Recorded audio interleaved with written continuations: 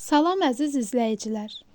Bugün sizlərə həm ləzzətli, həm də min bir dərdin dərmanı olan xeyirli və faydalı zoğal mürəbbəsi hazırlayacağam. Mürəbbəmiz üçün ilk olaraq həyətimizdən tam yetişmiş, təptəzə qırmızı zoğalları toplayırıq.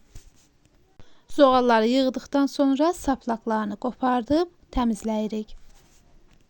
Sonra isə zoğalı bol suda yaxşıca yuyuruq. Yuduqdan sonra geniş bişirəcəyimiz bir qaba tökürük.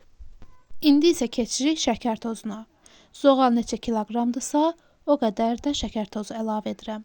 Mən 2 kiloqram zoğala 2 kiloqram şəkər tozu əlavə etdim. Meyvələr zədələnməsin deyə qaşıqla qarışdırmırıq. Ləyəni ehtiyatla silkələyərək şəkərin hər tərəfə bərabər yayılmasını təmin edirik. Daha sonra isə 2 kiloqram zoğal olduğu üçün 2 stəkan su əlavə edirəm və qazın üzərinə asta xodda qoyuram bişməyə. Ara sıra qarışdırırıq ki, mürəbbəmiz daşmasın. Mürəbbəmiz qaynağa düşdükdən sonra limon duzu əlavə edib qazın altını söndürürəm. 3 saat gözlədirik ki, şirəsi meyvələrə hopsun. 3 saat bitəndən sonra yenidən qaynamağa qoyuruq.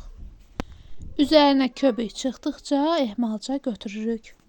Mürəbbəni polnu xodda qoyuruq. Mürəbbəmiz yaxşıca qaynağa düşüb. Gördüyünüz kimi dənələri də diri-diri qalıb. Yarım saat qaynadıqdan sonra mürəbbənin altını söndürürük. Söndürdükdən sonra isə üzərinin köpüyünü yığırıq. Köpüyünün təmiz yığılması üçün ləyəni silkələyib yığırıq. Gördüyünüz kimi ləyəni silkələdikcə köpükləri üzərinə yığılır. Və budur, mürəbbəmiz hazırdır. Görün necə gözəl, qıpqırmızı və şüşə kimi parlaq alınıb. Gilələri bütöv, suyu isə rubin kimi şəffafdır. Əsl kənd üsulu, təbii və bol vitaminli zoğal mürəbbəsi belə olmalıdır. Mən bu reseptlə hazırladım. Siz də bu resepti mütləq sınayın. Kanalıma abunə olmağı və videonu bəyənməyi unutmayın.